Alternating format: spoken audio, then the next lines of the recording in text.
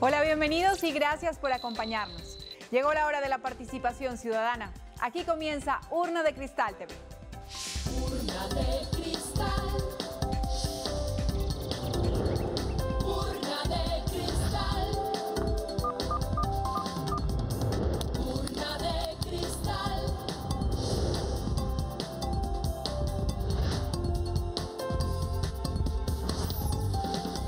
Colombia, Colombia, Colombia, participa.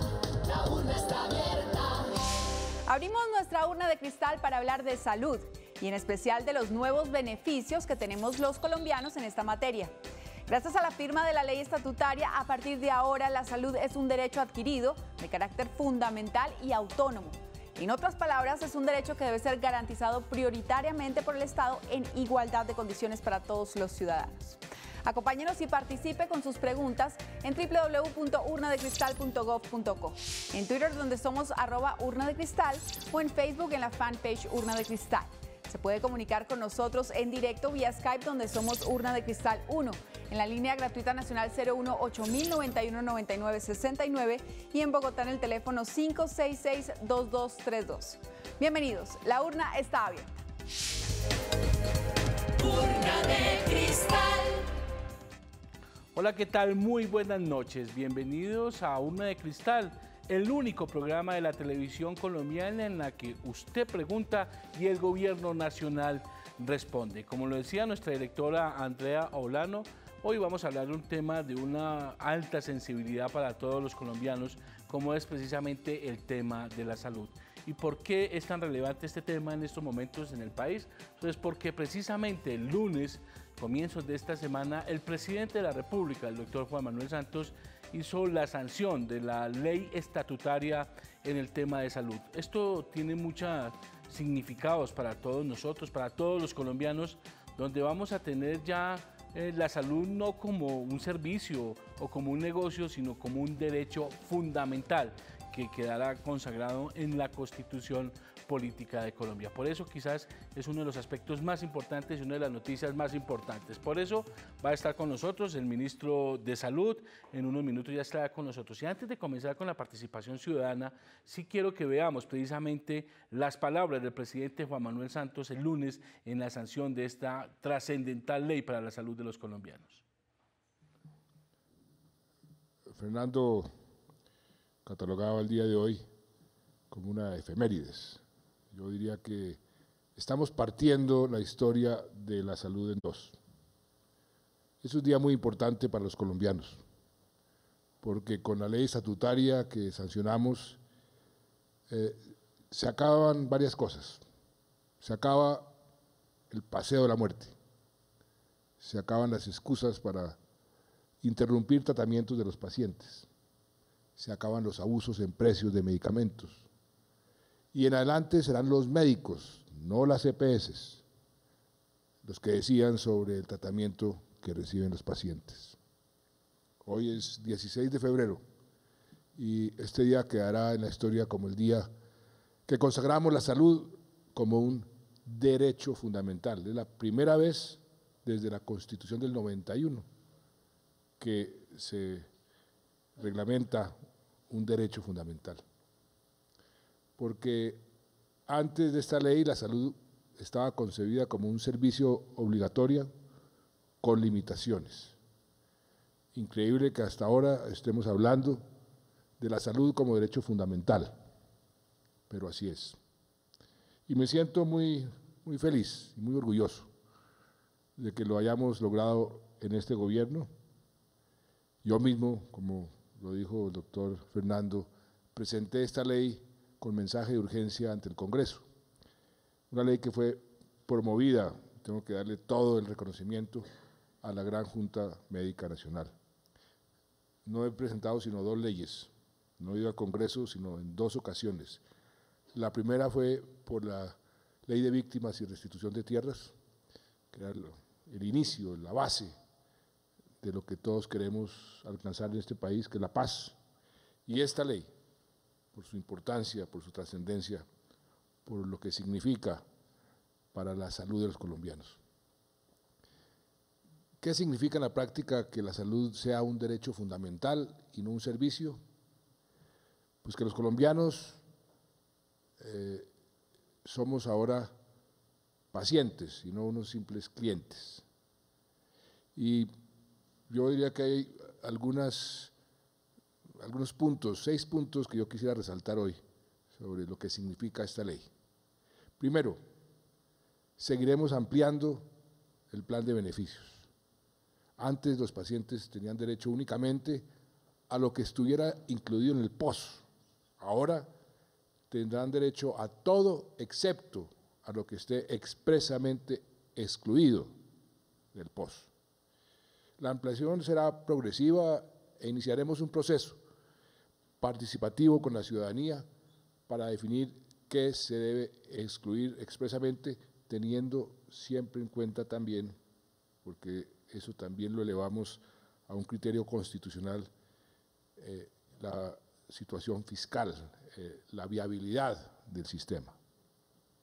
Valga recordar, nosotros actualizamos el POS por primera vez en los últimos 20 años, con 400 nuevos medicamentos y tratamientos.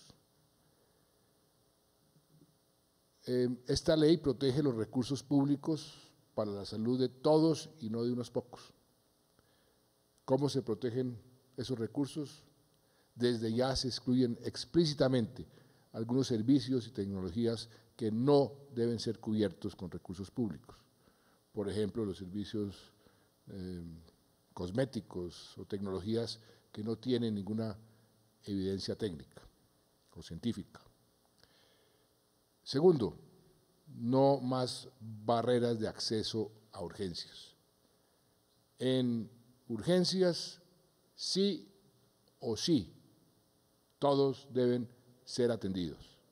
Los hospitales no podrán alegar problemas de afiliación, falta de contratos con las EPS o dificultades al tramitar las autorizaciones. O sea que ahí es donde le decimos adiós al terrible paseo de la muerte. Tercero, regulación de precios. Lo convertimos en una política de Estado. La ley blinda y fortalece lo que yo no dudaría en calificar de exitosa política de control de precios de medicamentos que se implementó en este gobierno. Hemos controlado precios de más de 900 medicamentos y nos hemos convertido en un modelo, porque aquí vienen delegaciones de otros países, que recuerde Panamá, Perú, Chile, México, para ver cómo estamos haciendo ese control. Esta decisión seguirá aliviando el bolsillo de los colombianos y la salud fiscal, económica del sistema. Recuerden que aquí solían venderse los medicamentos más caros de la región y en algunos casos los más caros del mundo. El control se hará en cada eslabón de la cadena, fabricantes, intermediarios y farmacias. Un cuarto punto, muy importante, respeto por la autonomía médica.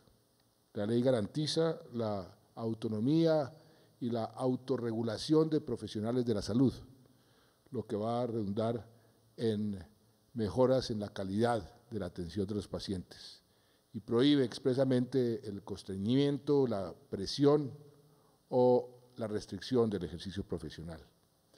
Ni la EPS ni el hospital pueden obligar prescripciones que el médico no considere. El médico debe prescribir lo que el paciente necesita y no lo que la EPS diga. Un quinto punto que creo que vale la pena resaltar porque ha habido cierta confusión. Se blinda la tutela, se preserva el mecanismo de la tutela. Aquí no estamos acabando con la tutela en esta ley estatutaria para la salud. Y el sexto punto, que también es importante, es que busca un trabajo digno para todos los que están en el sector salud. La ley hace un reconocimiento de los trabajadores de la salud como un paso para garantizar condiciones laborales dignas. entre el gobierno y los representantes de los trabajadores, iremos avanzando en la construcción de las condiciones laborales cada vez mejores, más dignas para este importante sector. Pues muy bien, ahí están las palabras del presidente Juan Manuel Santos, precisamente en la sanción de esta ley estatutaria de salud. Ya está con nosotros el ministro de Salud, Alejandro Gaviria. Ministro, muy buenas noches. Sé que usted vino corriendo de su despacho, pero aquí está cumpliendo esta cita con los colombianos, con la participación ciudadana. Muy buenas noches. Buenas noches, don Jairo, así es, veníamos un poco corriendo, pero bueno, aquí está. de siempre, pero aquí estamos para responder las preguntas, por supuesto. También va a estar con nosotros esta noche respondiendo todas sus inquietudes el doctor Rodrigo Córdoba. Él es expresidente y actual miembro de la Junta Directiva de Sociedades Científicas, es un médico psiquiatra. Doctor Córdoba, muy buenas noches. De nuevo también muchas gracias por estar con Jairo, nosotros. muy buenas noches y ojalá podamos aclararle tantas dudas, tantas inquietudes y tantas ilusiones a los colombianos esta noche. Bueno, pues, ministro, Don Jairo, si quiere, antes de la pregunta, es importante la presencia de Rodrigo aquí porque esta iniciativa nació del cuerpo médico. Después pasó por el Congreso, tuvo control previo a la Corte Constitucional, pero la iniciativa primigenia, original de la ley estatutaria, tuvo que ver con los médicos, entonces muy bueno que nos acompañe el doctor Rodrigo. Muy bien, ahí precisamente estaba, el presidente decía que solo ha ido al Congreso a radicar dos leyes, la de la reparación de víctimas y esta estatutaria. Eso me acuerdo que fue después de una reunión aquí en Palacio que decidieron salir a radicarla, ¿no, doctor Córdoba? Sí, yo creo, don Jairo, que tal vez ha sido lo más importante porque existía mucha zozobra. Cuando llega el mandato del presidente Santos, había muchas preocupaciones con relación al tema de salud. Aún nosotros como médicos tuvimos ciertas reservas y en realidad en la medida, él y su equipo, ministros, el ministro Santamaría, la ministra Londoño y el ministro Gaviria, que nos acompañó a pasar la calle, han hecho realidad un viejo anhelo, que es consagrar un derecho fundamental como un derecho, como una extensión de la Constitución. Muy bien, pues comenzamos con la participación ciudadana. Se comunica con nosotros Rosa Inés Gómez desde Medellín. Rosa, muy buenas noches.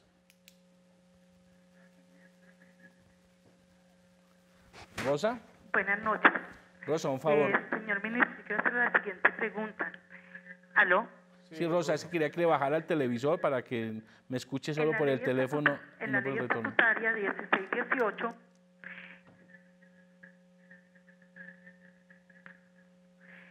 está reglamentado el transporte para las personas con discapacidad y cuyas EPS le dan las órdenes médicas lejos de su casa. Pero entonces las EPS únicamente dan transporte para las personas en situación de discapacidad física. Resulta que yo tengo una orden para mi hijo de transporte que tiene discapacidad cognitiva, es interdicto, y la orden le da el especialista, el médico neurólogo, y la EPS me niega el transporte que porque tiene discapacidad cognitiva. ¿Qué hacer ante eso si los jueces no entienden este tipo de discapacidades? Y el médico es muy caro cuando dice que necesita un acompañante porque solo se puede perder o sufrir un abuso de otra persona. Mis recursos económicos son pésimos, soy nivel 1 del CISBEN, no tengo casa propia y la EPS no me ofrece ninguna otra garantía y el juez en una tutela de segunda instancia se perdió que porque él estaba lidiado físicamente, que el problema era mental. Y es Pues ahí está la pregunta de Rosa, ministro, es un caso puntual y aún vez sería muy bueno también aprovechar, porque lo decía el presidente Juan Manuel Santos, ya no va a haber una lista de qué es lo que se atiende en el POS, sino más bien una lista pequeña de qué es lo que no se atiende en el POS. Entonces serviría la pregunta de Rosa para contestarle su caso puntual y poder extender también este tema. Con las buenas noches para Rosa, si quiere yo puedo tomar después los datos y tratar de resolver el caso puntual, que es un caso complejo.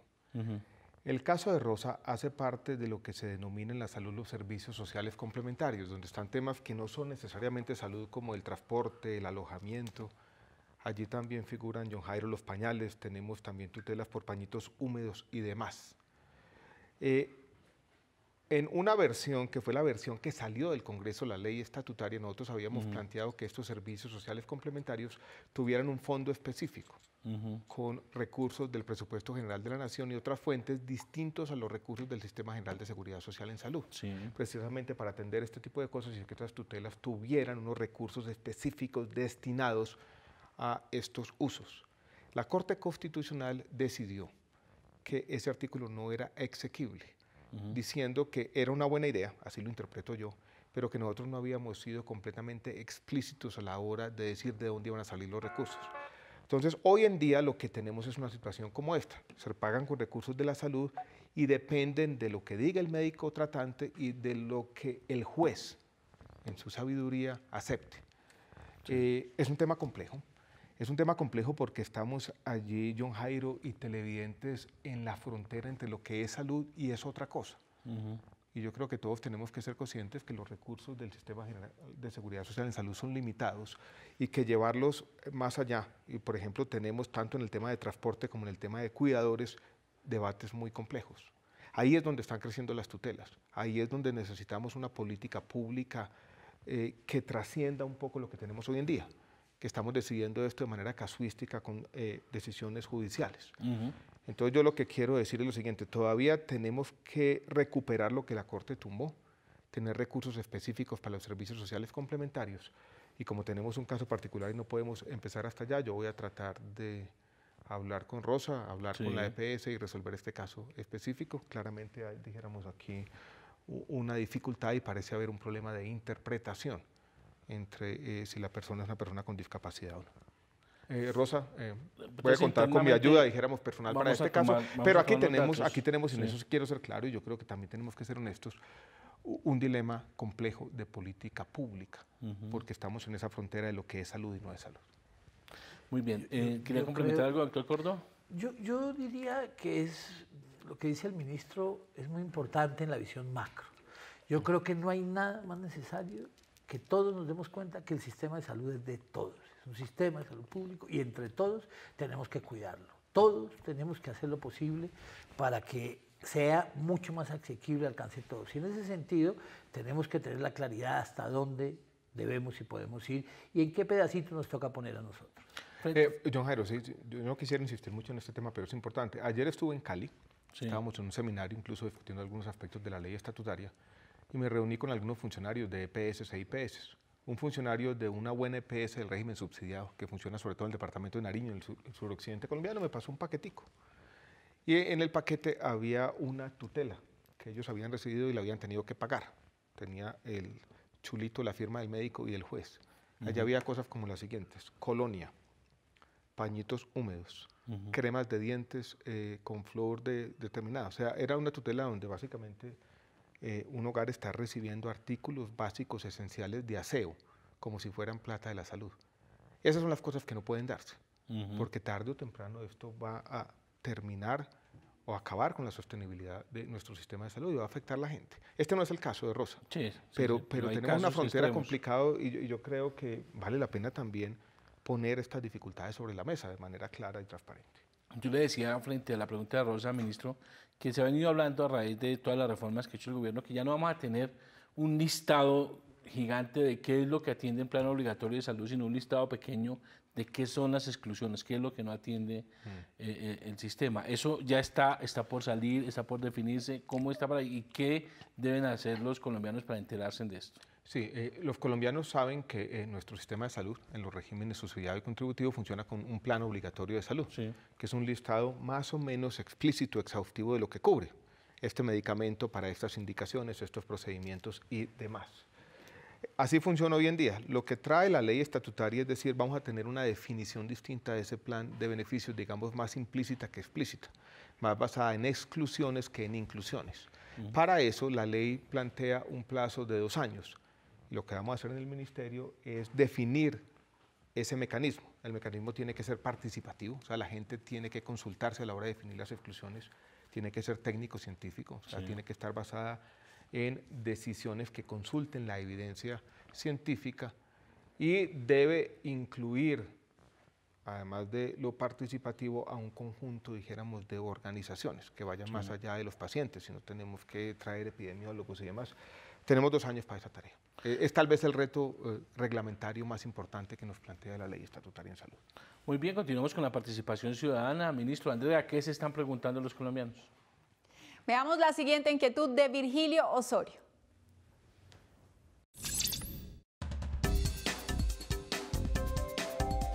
Le pregunto al gobierno, ¿por qué ustedes hablan del derecho a la salud al pueblo y en la realidad no se cumple? Participa. está abierta.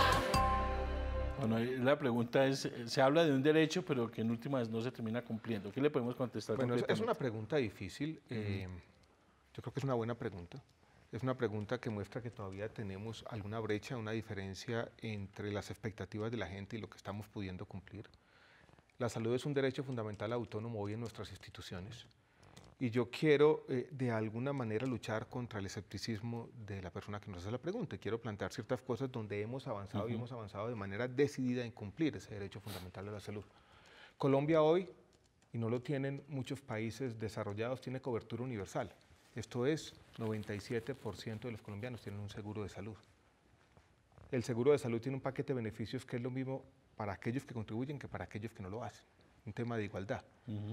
John Jairo, si tú vas a otro país, a México, a Ecuador, a Brasil, vas a encontrar una diferencia muy grande. Yo diría casi un abismo entre lo que se cubre para aquellos que contribuyen y para aquellos que no. Hemos venido ampliando los planes de beneficios, hemos venido garantizando la sostenibilidad de esta política con una política farmacéutica como señalaba el presidente hace un rato, es una política que comienza a ser imitada, vista no solamente con curiosidad, sino con admiración en buena parte de la región. Creo que aquí hay avances que son innegables. Si uno hace una comparación, y tengo una cifra por decir cualquier cosa, en el año 1993, cuando se hizo la primera encuesta de calidad de vida en el país, 30% de los colombianos de los estratos bajos decían que no tenían ningún acceso en caso de una enfermedad grave. Hoy ese porcentaje se ha reducido al 2%. Yo entiendo que tenemos desafíos, sobre todo en los temas de calidad y oportunidad de la atención, pero este tipo de juicios absolutos, donde uno plantea lo del derecho no se cumple, y no se cumple sin atenuantes, yo creo que no es cierto. Y nos falta pedagogía, y tenemos que explicarle a la gente que esto es difícil, y que todos los países del mundo, desarrollados y en desarrollo, tienen problemas en sus sistemas de salud. El sistema de salud es el tema social más importante en los Estados Unidos. Va a decidir la elección en Canadá. Concita una gran atención y genera grandes debates políticos en España y en Europa. Esta tarea no es fácil.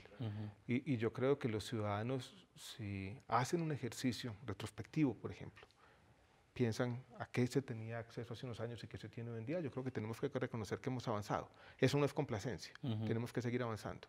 Y el hecho de que la salud sea un derecho fundamental autónomo en esta ley, yo creo que implica por parte del gobierno y del Estado más adelante una responsabilidad mayor. Pero yo quiero ser enfático en eso. Desde el punto de vista no estoy médico, de acuerdo con ese juicio. Desde el punto de vista médico, a mí siempre me ha interesado conocer qué opinan de eso, del sistema. Claro, el televidente lo plantea como, esto aquí no nos atiende, no sirve, pero desde el punto de vista médico, ¿ustedes cómo están viendo el sistema colombiano? Nosotros creemos que se ha habido avances, que ha habido una serie de logros que son importantes, por ejemplo la cobertura. Obviamente aquí hubo una discusión y seguramente la razón o el origen de la preocupación del señor de la pregunta, donde todo el mundo tenía muchas inquietudes cómo era que se iba a prestar esos servicios y allí hubo malos pasos, hubo estrecheces y seguramente hubo situaciones muy dramáticas que se vivieron costando vidas y aún costando dificultades grandes. Nosotros creemos que la ley estatutaria cambia un camino, es decir, nadie puede estar sino contento viendo que se consagra un derecho, es decir, un viejo anhelo es una realidad como tal, que nadie puede decir que hemos retrocedido, que estamos en un punto muerto, sino que hemos logrado un desarrollo muy grande.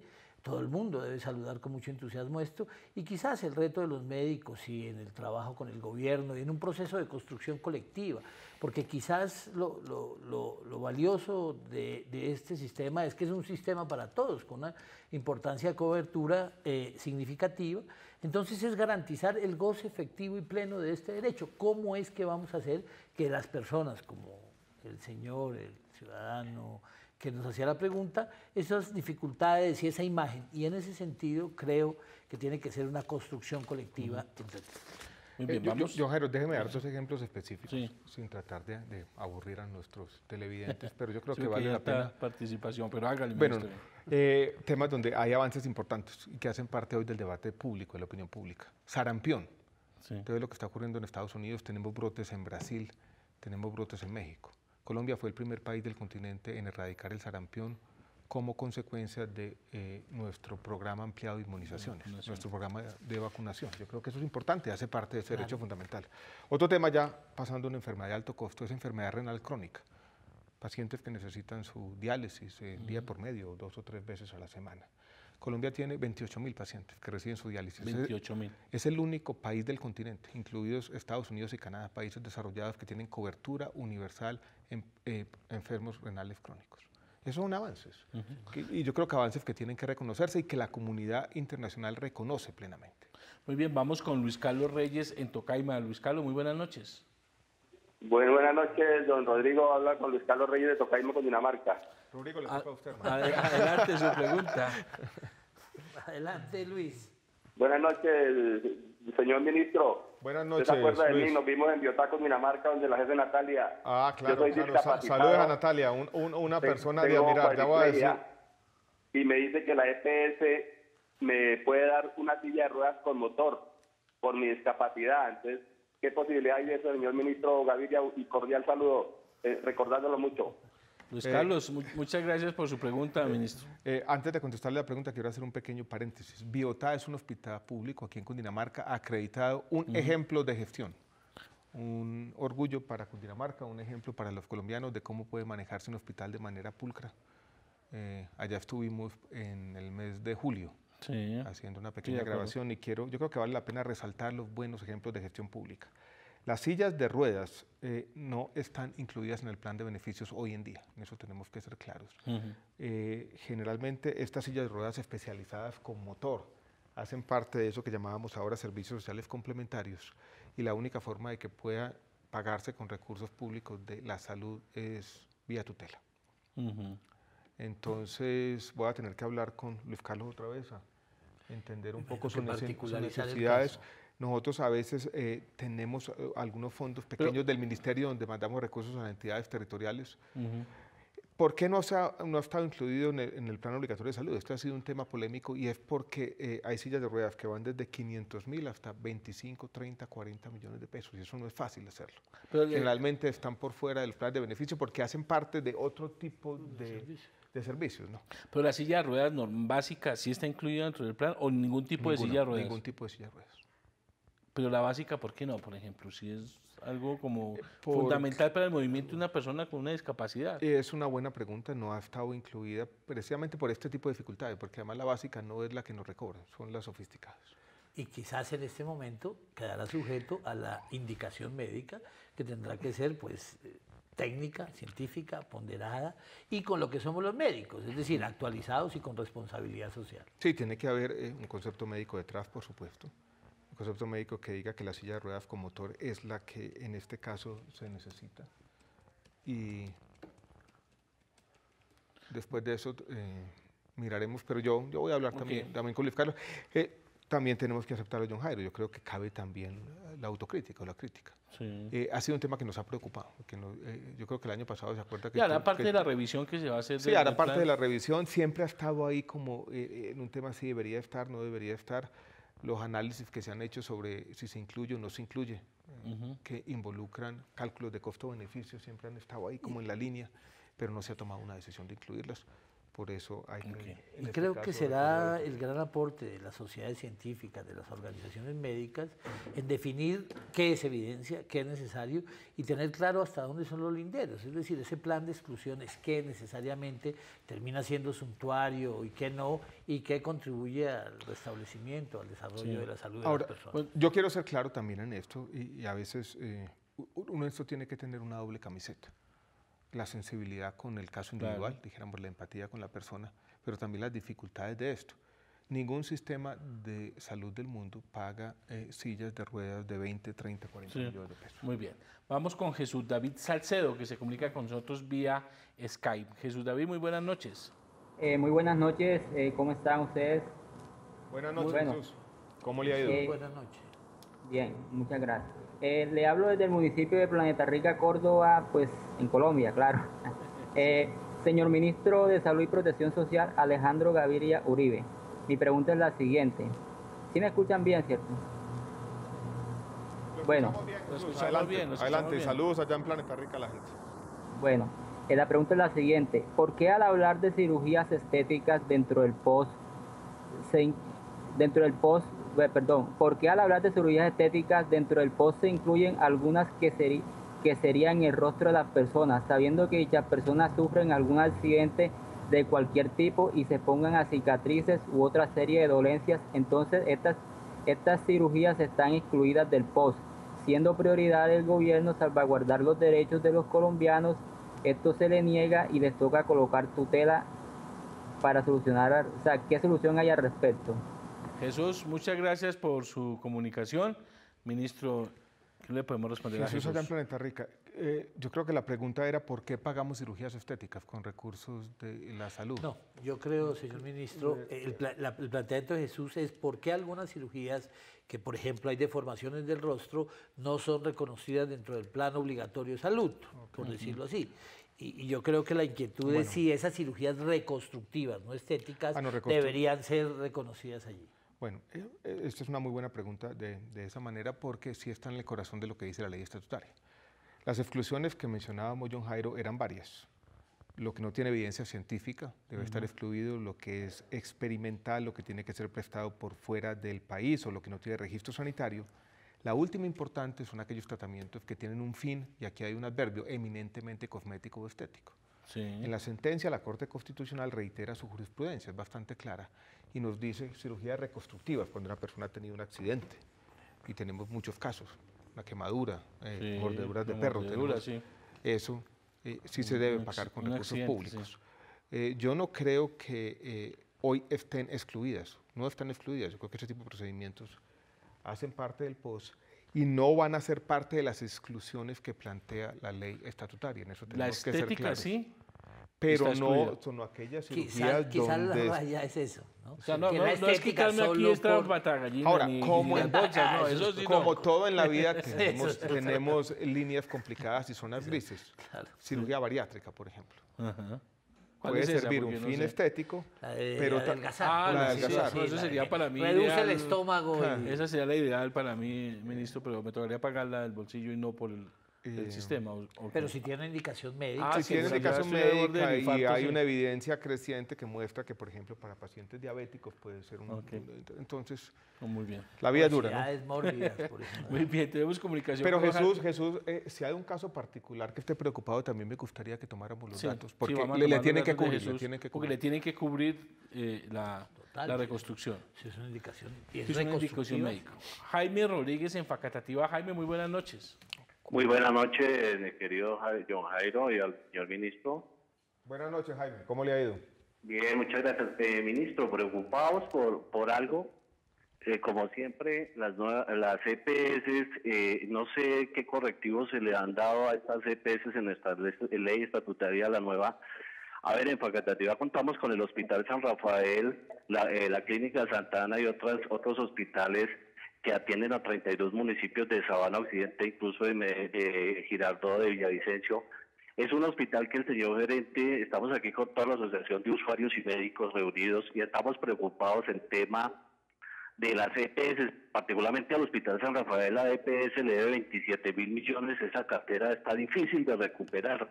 El hospital subió a categoría 3 y quiere seguir subiendo categoría, pero hay un peligro, las EPS no le están pagando al hospital en particular, ya van 27.000 millones que le deben y estamos asustados como asociación de usuarios y como médicos y como gerente y hacemos la reclamación, pero estas EPS no sé por qué le estarán tomando el pelo a las entidades. Y queríamos saber esas EPS por qué no se acaban, inventan otro sistema para que no desvíen los recursos y los hospitales no quiebren debido a la falta de pago de estas EPS. Como digo, 27.000 millones le adeudan al Hospital San Rafael en estos momentos, querido ministro. Jaime, ¿usted es médico?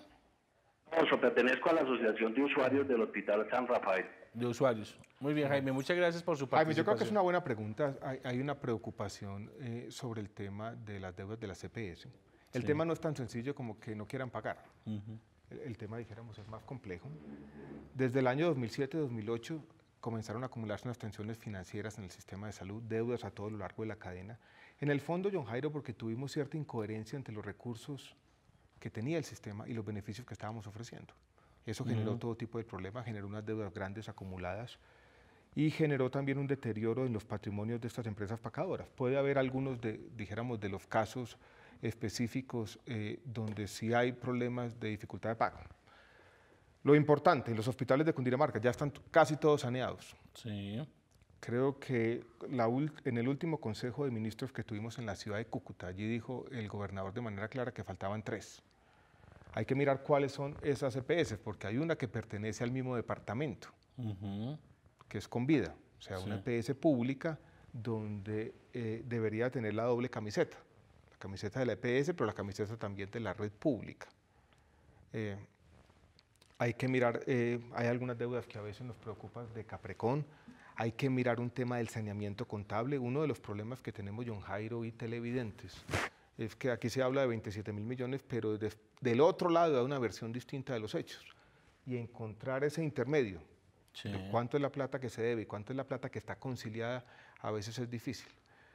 Uno tiene que mirar cada caso en particular, pero lo que podemos decir es que en los hospitales públicos al menos, muchos están saliendo de la crisis. Ya uno comienza a ver una estabilización en sus finanzas. Vamos a hacer una reclasificación del riesgo de los hospitales en el mes de mayo, donde se va a hacer evidente que el conjunto de medidas que hemos venido tomando han resuelto muchos de esos problemas, no todos. Pero en los que yo entiendo la preocupación de los usuarios, pero si todo fuera tan fácil como decir acabemos las EPS y ya no vamos a tener deuda y se van a resolver todos los problemas, pues hay que hacer memoria. Pero a lo que pasaba con los presupuestos de los hospitales 20 años antes, que todos se acababan por allá en los meses de agosto, septiembre, y la situación era mucho más complicada de lo que es hoy en día. Pero en los que persiste el problema de la deuda, ministro, ¿uno qué les podría contestar en un punto genérico? Pues usted bien lo dice, cada quien tiene un problema puntual, pero digamos los que tienen problemas, el gobierno igual está en esa estrategia de lograr que se cierren estas brechas de las deudas. Hemos trabajado conjuntamente con ellos a una circular de la Supersalud que los obliga a conciliar las cuentas. Yo no sé si este hospital se ha beneficiado, pero la compra de cartera permitió que muchas de esas obligaciones, sobre todo las obligaciones más antiguas, disminuyeran de manera sustancial. Compramos cartera por 400.000 millones de pesos en los meses de octubre, noviembre y diciembre del año pasado. Yo no sé si el hospital de Facatativá se benefició, probablemente sí, porque pusimos énfasis y acento en los hospitales públicos. Estamos tramitando una ley distinta en el Congreso para traer recursos distintos, porque muchas de estas deudas se originan en las entidades territoriales. Esto es traer recursos que nos consoliden esta estrategia de saneamiento. Estamos haciendo mesas de trabajo por departamentos. Tuvimos una esta semana en el departamento del Tolima, donde nos sentamos nosotros con los hospitales y con las EPS y tratamos de hacer esta conciliación. Comprometemos a las EPS que pueden a que paguen. Creo que vamos a hacer otra en Santander, está planeada. Me comprometí también en un Consejo de Ministros la semana pasada a hacerlo en el departamento del Caquetá. Ahí estamos trabajando, John Jairo. Muy bien, seguimos con la participación. Andrea, ¿qué se están preguntando los ciudadanos? La siguiente es la pregunta de @Fabiolota a través de nuestra cuenta en Twitter. ¿Qué es lo nuevo de la ley estatutaria? Fabiolota, ahí está la pregunta a través Bueno, de es una Twitter. buena pregunta que nos obliga ¿Qué es lo nuevo? a hacer un recuento. ¿Qué es lo nuevo? Institucionalmente hay un avance importante, salud como derecho fundamental, autónomo. La salud es un derecho humano en el país. Eso puede sonar retórico, pero tiene consecuencias importantes en los siguientes aspectos. Primero, John Jairo, nosotros teníamos una situación que era un poco compleja, y es que la Corte Constitucional, que ya había señalado que la salud era un derecho humano, había dicho la salud entendida como derecho humano, derecho fundamental, tiene estas implicaciones. Y esas cosas de la Corte iban por un lado y las leyes de la salud iban por el otro. Aquí estamos trayendo las cosas y diciendo, vamos a incorporar toda esa jurisprudencia en la ley. ¿Eso qué implica? Reglas claras para el sistema. Eso implica que los derechos de los usuarios hoy están explícitos allí. Y yo creo que eso es importante. Desde un punto de vista teórico, conceptual, yo creo que es importante tener un sector donde existe una ley, un estatuto de un derecho social fundamental que define de manera clara reglas de juego y que lo que había dicho la Corte Constitucional se incorpora a la ley. Para la gente, ya en cosas, dijéramos, más específicas, yo mencionaría 4 aspectos. Primero, que va a haber un plan de beneficios más amplio, ya lo habíamos dicho, pero yo creo que es fundamental. Y plazo de 2 años. Segundo, la obligatoriedad de la atención de los servicios de urgencia, que estaba en otras normas del sistema, hay que decirlo así, pero yo creo que se reitera en una norma que tiene casi alcance constitucional, eso es importante. Tercero, y Rodrigo nos puede ampliar este tema, es la autonomía de los médicos, que es fundamental. Y cuarto, también importante, nos consolida la política de control de precios de medicamentos como una política de Estado. Yo creo que estos son avances institucionales que en conjunto nos van a permitir seguir avanzando para, como dijo alguien hace un rato, en medio de ese escepticismo, que este derecho fundamental sea una realidad en la vida de todos los colombianos en el día a día. En materia de autonomía médica, que lo reitera el ministro, lo reiteró el presidente, de pronto uno como usuario le da susto, porque lo que dicen es que los médicos, porque claro, las EPS y todo es un negocio, dicen, no formulan lo que es, manejan las cosas a su antojo. Es decir, uno cómo puede decir que a través de esta ley estatutaria sancionada por el gobierno, por el presidente, mejora este tema. Yo creo que es muy importante y nosotros los médicos tenemos, como bien lo decía el doctor Sánchez Torres el día de la firma, es una efeméride porque creemos que nos va a garantizar, nos va a permitir hacer un ejercicio pleno y satisfactorio para nuestros pacientes. Reitero, garantizar, como lo decía el señor ministro, la ley garantiza la salud como un derecho fundamental, como un derecho social fundamental, es decir, es un alcance grandísimo y quizás en pocos países constitucionalmente la salud se consagra no como un derecho social, como algunas cosas, sino como un derecho fundamental. Quizás lo que nos permite actuar como médicos, porque se discute a veces, muchas veces, qué es la autonomía médica. Y la autonomía médica es la capacidad de opinar, es decir, a partir de mi experiencia, de mi formación, decidir qué es lo mejor para la salud de este paciente que nos consulta. Entonces la capacidad de opinar y decidir que sea claramente respetada es muy importante, pero eso nos implica, así como nos da derechos, nos exige deberes, y esos deberes es lo que los médicos hace parte de nuestra razón de ser diaria, es decir, nos obliga a autorregularnos, es decir, a ajustarnos a pruebas de evidencia, a situaciones que sabemos que están testeadas ante la comunidad científica, que van a ser útiles, nos exige estar actualizados de manera permanente y obviamente nos conlleva una responsabilidad social. Y la ley tiene una situación también muy importante y es que las relaciones laborales contractuales quedan consagradas allí, quedan protegidas y quedan blindadas para los profesionales de la salud. Es decir, estos cargos misionales, lo que hacen los médicos, lo que hacemos los médicos, lo que hacen los enfermeros, los terapeutas, todos son cargos misionales y los hospitales van a tener unas relaciones contractuales que permiten estabilidad y que seguramente va a permitir que los médicos podamos desplegar nuestra tarea y hacer realidad y ser consecuentes con nuestro juramento hipocrático de una manera más profunda. Muy bien, pues continuamos con la participación ciudadana. William Espitia nos llama desde Santa Rosa de Viterbo. William, muy buenas noches. Buenas noches, señor ministro. Buenas noches, William. ¿Cómo ha estado? Bien, gracias, señor ministro. ¿Cómo van sus cosas? Señor ministro, la pregunta mía es si dentro de la reforma a la salud ahorita cubren el tratamiento de fertilidad, el in vitro. Es que nosotros tenemos problemas de fertilidad con mi esposa. Ya hemos hecho varios tratamientos, pero no hemos podido tener hijos. Y ese tratamiento es muy costoso. Y a ver si por medio de Salud nos lo pudieran hacer con las nuevas reformas. Muy bien, William. Muchas gracias por su participación. Muchas gracias, William. Muy buena pregunta. Otro de esos dilemas complejos, éticos, si se deben cubrir tratamientos de fertilidad. La Corte Constitucional nos obligó hace algunas semanas, no meses, sino semanas, no hace mucho tiempo, a examinar en qué casos debemos cubrir tratamientos de fertilidad. En eso tenemos que ser completamente claros. Hoy en día no los cubre el sistema de salud. La Corte plantea que debemos cubrirlos, pero en algunos casos muy específicos, filtrando por capacidad de pago. Pero la verdad hoy en día no están cubiertos. ¿Y en lo que se va a hacer de aquí a 2 años puede que sí, pueda que no? ¿O esto tiene alguna evidencia para decir esto no puede ser financiado con recursos Yo creo que eso es uno públicos? de esos temas, John Jairo, donde trasciende más allá del tema de la evidencia. Y es un tema donde como sociedad debemos decidir cómo utilizar los recursos escasos de la salud. Es uno de esos, dijéramos, dilemas de política pública. Me parece interesante, complejo, donde lo que vamos a hacer nosotros seguramente es también reunirnos con expertos en bioética, como lo ha hecho y lo ha dicho la Corte Constitucional, y yo creo que como tenemos que hacerlo. Es uno de esos dilemas complejos porque, como bien dice, son tratamientos costosos. Eso pone a una familia que quiera tener hijos en una situación difícil, pero también puede ser una carga muy compleja para el sistema de salud, volvamos de nuevo con las comparaciones internacionales. Los sistemas públicos de salud no cubren en general tratamientos complejos de fertilidad. Muy bien, pues ministro, mire, por las redes sociales son muchas las preguntas sobre el tema de la ley estatutaria.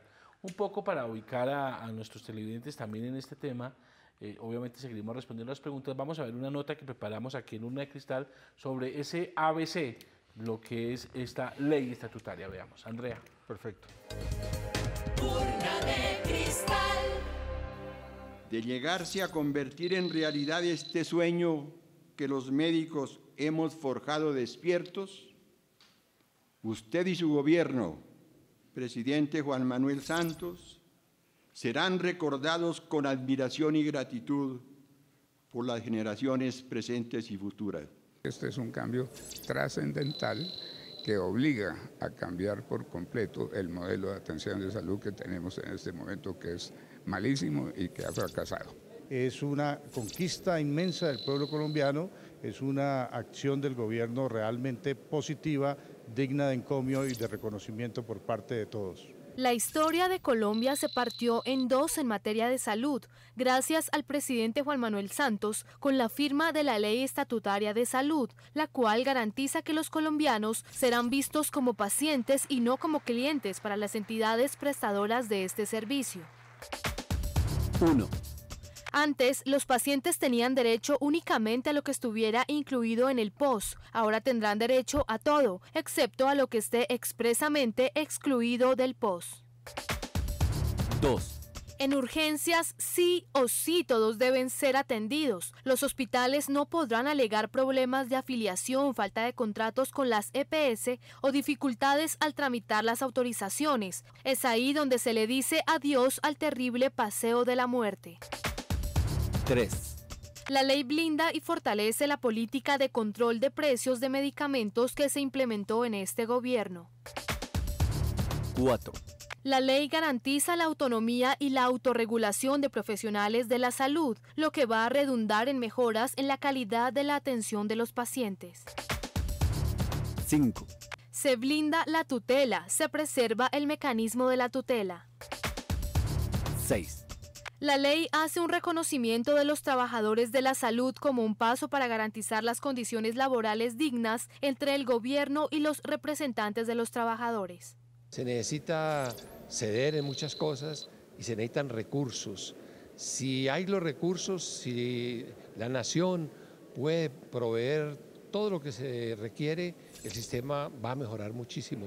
Cabe destacar que los avances más importantes que ha hecho el gobierno del presidente Santos en materia de salud son la ampliación de la cobertura, que pasó de un 87% a un 97%, la unificación del plan obligatorio de salud, el decreto que permitió a los jóvenes entre los 18 y 25 años ser beneficiarios de sus padres en el régimen subsidiado, entre otros.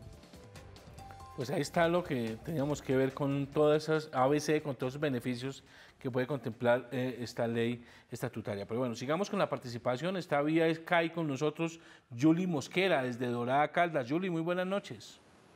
Buenas noches. Adelante, Julie. ¿Cómo le ha ido? Buenas noches. Muy bien, gracias. Señor ministro, tengo una pregunta para realizarle. Claro. En el municipio de La Dorada soy presidenta de la Asociación Afro. En cuanto al tema de la salud, pues quisiera saber qué medidas ha optado para ese acompañamiento diferencial a las comunidades étnicas, teniendo en cuenta de que pues algunas familias vienen con una creencia de medicinas ancestrales. ¿Cómo se podría llegar a ellas pues sin que se sientan como discriminadas o menospreciadas por tener esas creencias? Julie, muchas gracias por su participación desde Dorada Caldas vía Skype. Bueno, ministro, interesante pregunta. Es un tema importante, está contemplado en la ley estatutaria. La ley estatutaria tiene un artículo que redactamos con las comunidades étnicas, donde como parte de ese derecho fundamental a la salud, se considera el respeto a esas costumbres y a esa medicina ancestral que está muy ligada a la cultura. Sí. Yo he estado en varias de estas comunidades, más las indígenas que afro.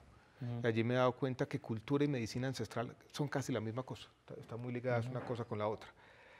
El país viene paralelamente construyendo una cosa que se llama el CISPI, que es un sistema propio en algunas comunidades indígenas, que va a materializar lo que de manera más conceptual contempla la ley estatutaria. Entonces lo que le podemos decir a Julie es que eso está contemplado, que hace parte de los principios de la ley estatutaria, que tiene que haber un respeto, que tiene que haber un respeto. Sí. Primero, que está protegido constitucionalmente. Sí.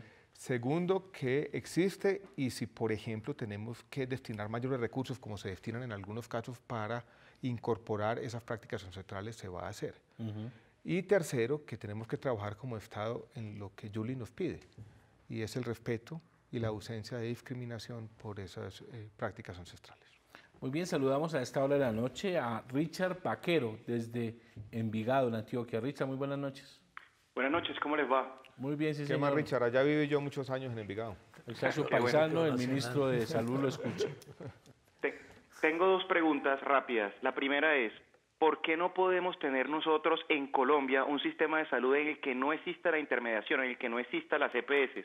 Y lo otro es que quisiera saber si es verdad que los pacientes que les envíen medicamentos no POS, insumos y procedimientos no POS tendrán que asumir un costo por esos medicamentos o insumos o procedimientos que les envíen, sabiendo que es una necesidad basada en su enfermedad. Richard, muchas gracias por su participación en Urna de Cristal, ministro. Empiezo por la segunda parte de la pregunta, que yo creo que es importante, porque hemos planteado, esto no hace parte de la ley estatutaria, que para afiliados al régimen contributivo, que tengan capacidad de pago, que ganen, por ejemplo, más de 10 salarios mínimos, existirá un pequeño deducible y un pequeño copago para medicamentos o tecnologías que no sean de enfermedades de alto costo. Eso recoge tanto el principio de solidaridad que está contemplado en la ley estatutaria, recoge lo que ha dicho la Corte Constitucional reiteradamente y que enfatizó sobre todo en la sentencia T760, esto es que el derecho fundamental a la salud es compatible con que aquellos que tengan cómo pagar puedan contribuir, porque el sistema tiene que ser solidario. E incluso obedece a llamados que nos ha hecho la Contraloría General de la República, que debemos incorporar copagos en medicamentos no POS como hoy existen en el POS. No es la medida más popular que podamos tomar. Es obviamente con un nivel de ingresos alto, ¿no? Nivel de ingresos alto, porque nosotros observamos el ingreso base de cotización de los diferentes afiliados, pero yo creo que es una medida necesaria y vuelvo y repito, tiene que haber solidaridad. En el fondo, yo creo que aquí tenemos que hacer una suerte de pedagogía. La salud la pagamos todos. La salud la pagamos los ciudadanos y la pagamos de dos formas, vía impuestos y contribuciones y vía gasto en nuestro propio bolsillo. Si nosotros no entendemos eso, va a ser muy difícil defender los recursos públicos. Pero, ministro, y cuando la salud comienza a pagarse, como se hace hoy en día en Colombia, con un gasto de bolsillo muy bajito, que es el más bajo de toda la región, la gente entonces tiende a creer que le tienen que dar absolutamente todo a cero precio. Ningún sistema de salud, John Jairo, puede funcionar pero de esa manera. usted dice, de una persona que tenga un ingreso mayor a 10 salarios mínimos, hoy podemos estar hablando de casi 6.500.000 pesos. Tiene una porción que le tocaría pues pagar. 3 o 4%. 3 o 4 millones o 5 millones. No, es 3 o 4% del costo del medicamento sin ser medicamentos de alto costo. Estamos hablando de 10.000 pesos, 15.000 pesos a lo sumo.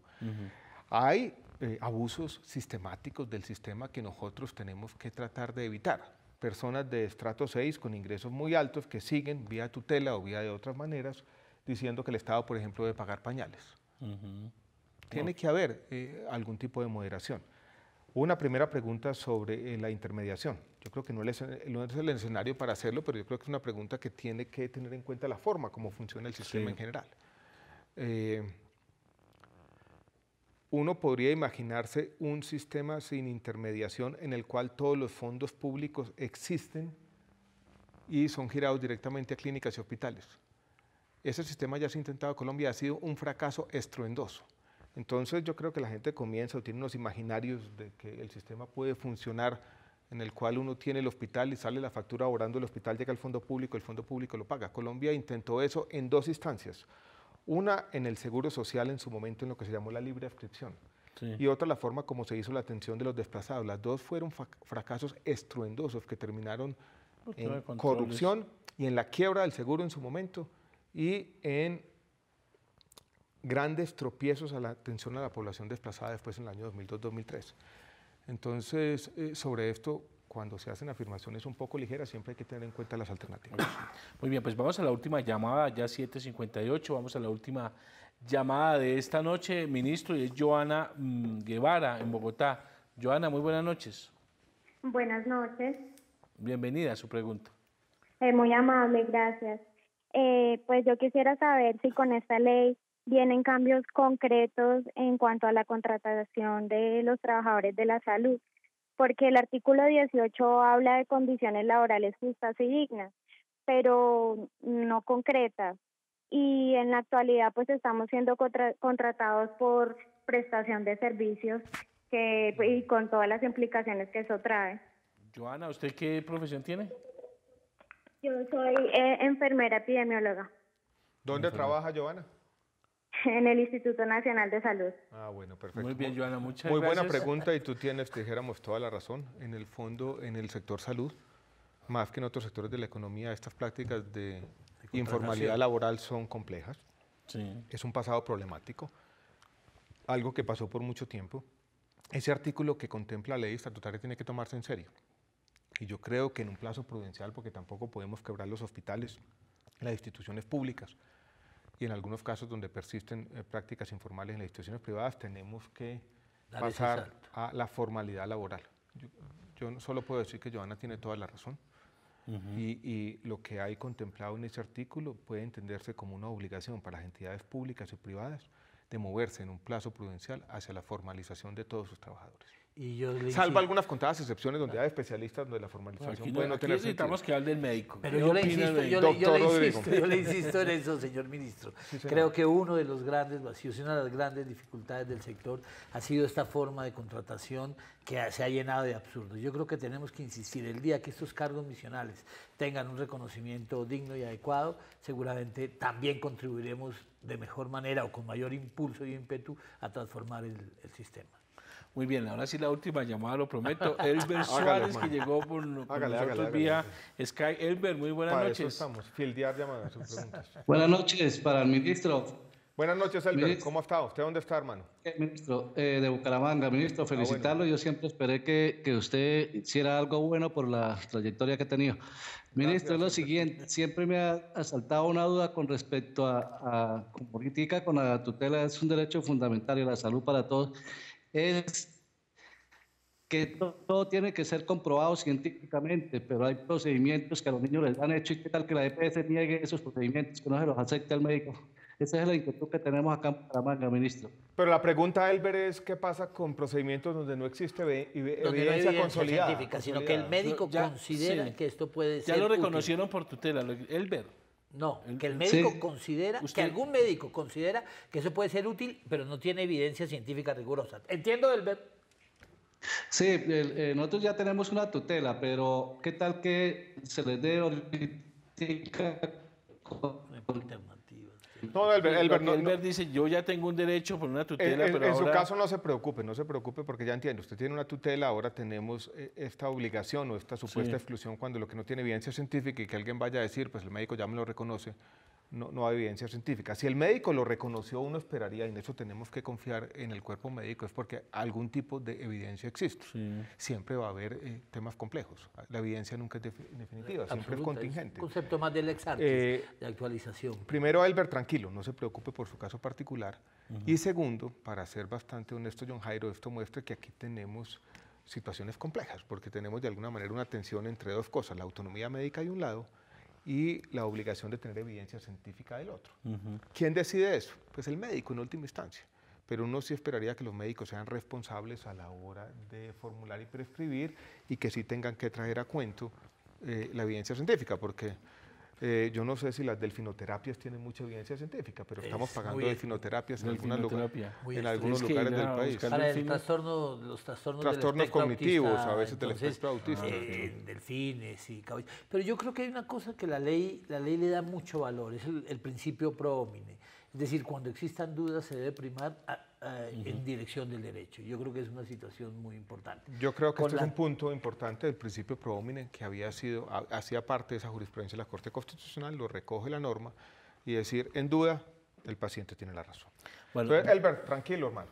Tranquilo que ella tiene la tutela asegurada y el tratamiento asegurado. Dos preguntas aquí muy corticas, puntuales, de lo que dijo el presidente en su intervención el lunes. Con la ley se acaban varias cosas. Una, el paseo de la muerte. Muy rápido, ¿qué significa cuando el presidente dice se acaba el paseo de la muerte con la ley estatutaria? El paseo de la muerte es una práctica desafortunada de cuando una persona llega a una clínica de un hospital y le dicen yo no lo atiendo porque o la EPS no tiene convenio con este hospital o yo creo que la EPS no me va a pagar o usted no tiene ningún EPS. Hoy en día el hospital tiene la obligación de atenderlo. Después vendrá el tema de la factura. Eso es. Ok. El otro punto, el doctor Córdoba, que decía el presidente, se acaban las excusas para interrumpir tratamientos a los pacientes. Sí, supuestamente si existe una indicación médica, si en criterio ese médico considera que no puede existir ningún impedimento administrativo que suspenda esos tratamientos, deben tener una continuidad. Uno de los artículos habla de la integralidad de los tratamientos y a eso hacía referencia de manera clara el señor presidente en su discurso del día lunes. Pues muy bien, ministro, ¿eso tiene reglamentación? ¿La ley va a tener varios decretos reglamentarios? Recuerde que tenemos uno importante, es el del plan de beneficios, y seguramente para algunos de estos otros temas tendremos decretos reglamentarios. Para otros, casi que ni se necesitan, entonces la ley es suficientemente clara. Pues aquí nos haremos... Ya está publicada en el diario oficial. Sí. Y yo lo que quiero también es hacer una invitación, John Jairo, a todos los agentes del sector. Lo que tenemos aquí es una serie de principios, de derechos, de temas generales, y es todos trabajar juntos para que esta ley sea una realidad en la vida de todos los colombianos, para que la brecha que señalábamos hace un tiempo, que era evidente en una de las primeras preguntas, entre a veces lo que dicen nuestras instituciones y lo que siente la gente, se cierre y se cierre de manera rápida. Pues muy bien, doctor Córdoba, muchas gracias por estar con nosotros. Un gusto, John Jairo. Hay que advertir que el doctor Córdoba no hace parte del gobierno, la Junta, las sociedades científicas no es del gobierno, por eso muy ni tiene contratos con el ministerio, ni tiene cosas raras. Por lo tanto es muy importante, doctor Córdoba, su sí tiene una amistad con el ministro, pero eso se perdona. Muy importante. Motivo de orgullo. Uno lo ha visto, doctor Córdoba, ahí dándole y puyando y exigiendo, protestando en los noticieros de televisión, también lo he visto. Eso está, y precisamente lo que queríamos era tener esa visión, esa parte de un médico, de un psiquiatra, además de las sociedades científicas, pues hablando con nosotros y respondiendo sus inquietudes. Ministro, también muchas gracias. Muchas gracias, bueno, seguramente estaremos hablando. Gracias y buenas noches para no todos. Hablamos de la papiloma humano, no hablamos de chikungunya, no hablamos de muchas cosas. Chikungunya viene cayendo, el papiloma humano, esperamos resolver el tema complejo. Eso seguramente será tema Habrá más tiempo, adelante. ya tendremos tiempo. Para buenas noches, más unas de cristal. John Jairo, y a los televidentes, por supuesto. Y a ustedes muchas gracias por estar con nosotros, muchas gracias por su participación en Urna de Cristal y nos vemos la próxima semana. Andrea, buenas noches. Muy buenas noches para todos. Y a ustedes los invitamos a participar en nuestra encuesta móvil de Urna de Cristal a través del código *159 numeral desde cualquier celular Tigo o Movistar. Recuerden que es gratis. Los esperamos la próxima semana con otro tema de interés ciudadano.